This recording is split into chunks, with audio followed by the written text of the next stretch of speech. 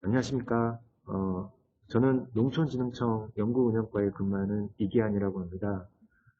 먼저 다들 직간접적으로 들어서 알고 계실 것이라고 생각을 하는데, 올해부터 국가연구개발혁신법이 시행이 되었고, 농촌진흥청 R&D 연구사업 및 과제와 관련하여서도 많은 변화가 발생하였습니다. 저희 농촌진흥청은 다른 부처들과는 달리 작년에 2021년도 신규 과제들을 선정하였습니다. 금년도에 혁신법이 시행이 되면서 혁신법 체계를 적용해서 협약이 가장 먼저 이루어지는 중앙부처 중 하나입니다. 이에 따라서 여러 가지 시스템적 어려움이 있어서 과제 협약이 약간 지연이 되고 있어 우선 이에 대해서 약간 이해를 당부드리고자 합니다. 현재 관련 사항은 저희 농촌진흥청 종합과의 시스템인 아티스에 반영하여 시스템 개선 작업은 거의 완료된 단계로 협약 진행은 가능한 상황입니다. 사업 담당 부서를 통해서 협약 진행 관련 안내가 연구자 분들에게 안내가 될 텐데 연구개발 과제 등록 및 협약 과정에서 혹시 오류가 있을 경우 요약 설명자료 뒤편에 표시되어 있는 사업 담당 부서나 연구운영과 과제관리 콜센터에 문의를 주시면 성심껏 도움을 드릴 수 있도록 하겠습니다.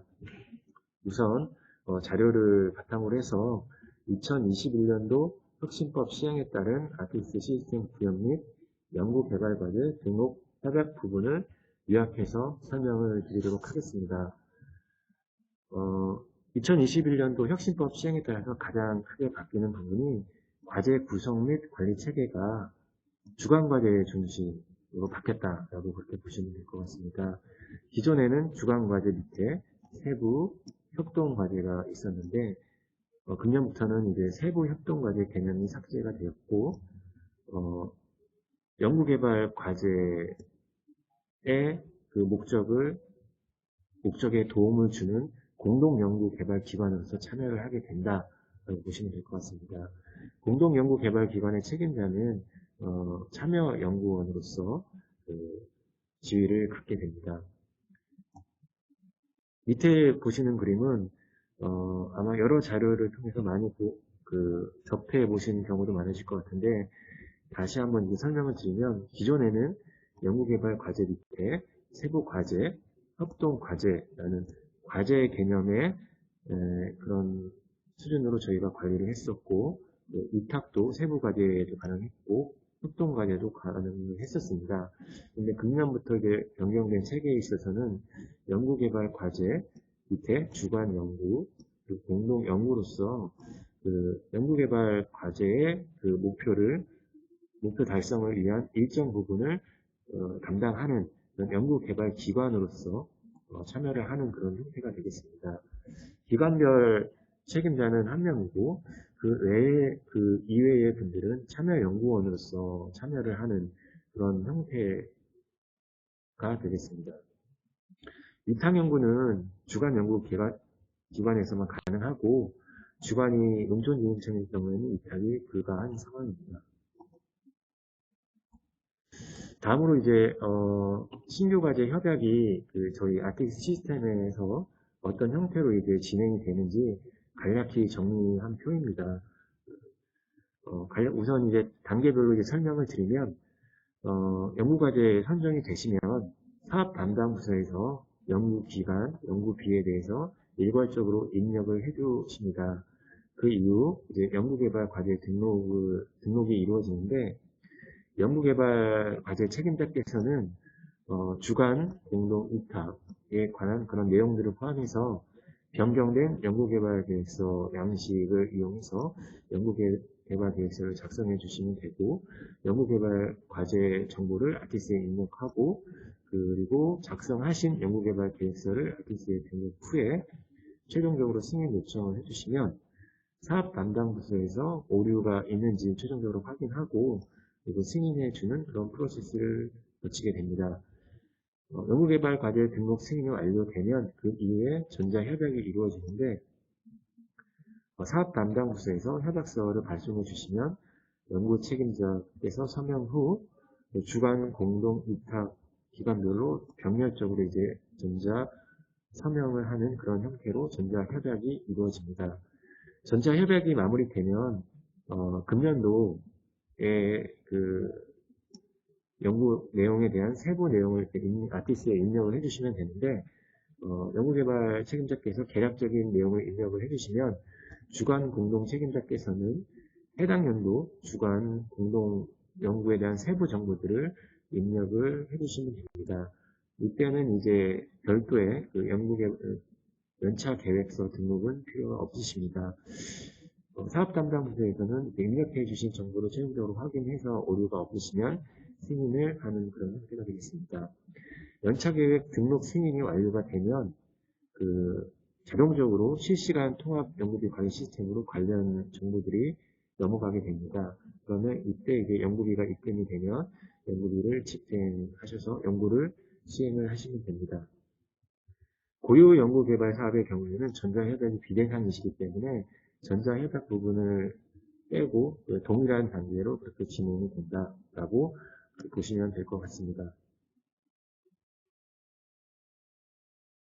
계속과제 변경 협약은 현재 그 아티스의 별도의 메뉴로 저희가 지금 구현을 하고 있습니다. 다음 주 월요일 2월 1일에 아티스 구현 완료가 될 예정입니다. 저희가 변경 협약을 하는 이유는 저희가 작년도에 이제 단연차 협약을 실시하였지만 그 혁신법 시행에 따라서 과제 구성 체계라든지 연구개발비 사용 기준 등 관련 절차 등이 이제 변경이 되었기 때문에 그에 따른 동의를 받는다라는 개념으로 이해를 하시면 되고 연구개발 계획서는 별도로 이제 작성하실 필요는 없으시다라고 보시면 될 것 같습니다. 사업 담당 부서에서 협약서를 변경 협약서를 발송해 주시면 연구개발 책임자 서명 후에 주관 공동 위탁 기관별로 일괄 협약을 진행을 하시면 되고 전자협약이 완료가 되면 연차계획 등록 부분에서 연구 책임자께서 개략적인 정보를 입력을 해주시고 주관 공동 책임자가 금년도 주관 공동 연구 세부 정보들을 아티스에 입력을 해주시고 연구개발 책임자께서 최종적으로 승인 요청 버튼을 눌러주시면 사업 담당 부서에서 관련 오류사항들을 확인하고 최종적으로 승인을 해주시는 그런 프로세스가 되겠습니다. 연차계획 등록 승인이 완료되면 아까 말씀드린 대로 실시간 통합 연구비 관리 시스템으로 관련 정보들이 자동으로 넘어가게 되고 연구비가 입금이 되면 연구비 집행을 통해서 연구 수행을 하시면 됩니다. 협약 관련 문의사항이나 관련 절차 문의사항은 사업별 담당 부서나 저희 연구운영과 과제 등 콜팀으로 문의를 주시면 성심성의껏 대응하도록 하겠습니다.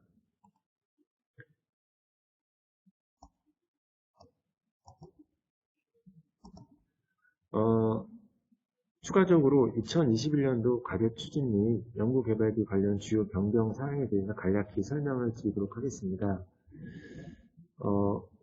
코로나19 대응 중소 중견기업 지원 방안은 올해도 계속 올해까지 현재 계속 지원이 이루어질 예정입니다. 주요 내용으로는 기관 부담 연구 개발비가 완화가 되고 현금 부담 기준의 경감이 약간 되고 현금 인건비 계산이 허용되는 그런 내용입니다.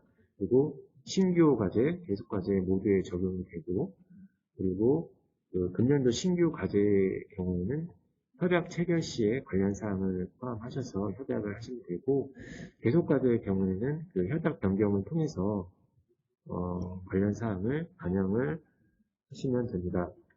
그리고 그 다음으로 연구개발 기관이 기업인 경우에는 기관 부담 연구개발비 기존의 민간 부담금이라고 보시면 되겠습니다. 이게 필수 부담이 원칙이다라고 보시면 되겠습니다. 그리고 현물 부담 비중은 아래와 같이 이렇게 되어 있으니 꼭 참고를 부탁을 드리겠습니다.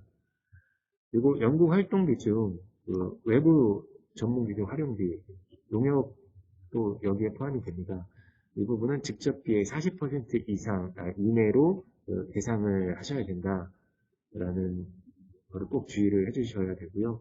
그리고 일용임금은 종전에는 인건비 항목에 있었는데 연구 활동비로 이제 변경이 되었다라고 보시면 되고, 그리고 각 도 농업기술원, 농업기술센터의 특허 비용 같은 경우에는 연구 활동비 내에 계상이 불가하게 되었다라고 보시면 될 것 같습니다.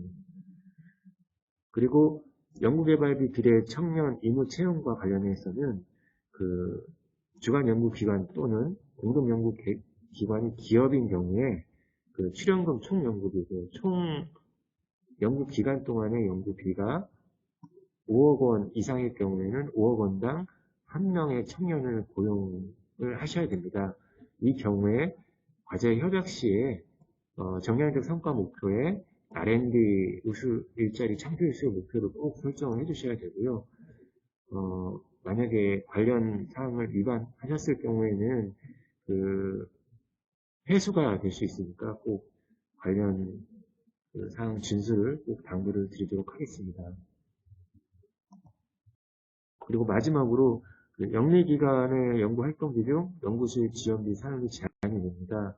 영리기관의 경우에는 소모성 운영비용 사용이 불가능하고요. 필요하실 경우 사무용 기기, 소프트웨어, 연구실 환경 유지비는 그 사용이 가능하신데 원래 계획에 있는 경우만 사용이 가능하도록 이렇게 법이 바뀌었습니다. 그래서 협약을 하실 때 꼭 이런 항목이 이런 내용이 필요하다고 이렇게 판단이 되시는 그런 영리기관의 경우에는 협약 시에 그 별지 서류를 제출하셔서 협약에 꼭 반영될 수 있도록 하셔서 불이익을 받지 않으시도록 이렇게 당부를 드리도록 하겠습니다. 우선 간략하게 그 관련 그 현재까지 현황 및 그런 절차에 대해서 간략하게 우선 설명을 드렸습니다. 세부적인 사항은 그 별도의 설명 자료로서 세부 설명을 드리도록 하겠습니다. 감사합니다.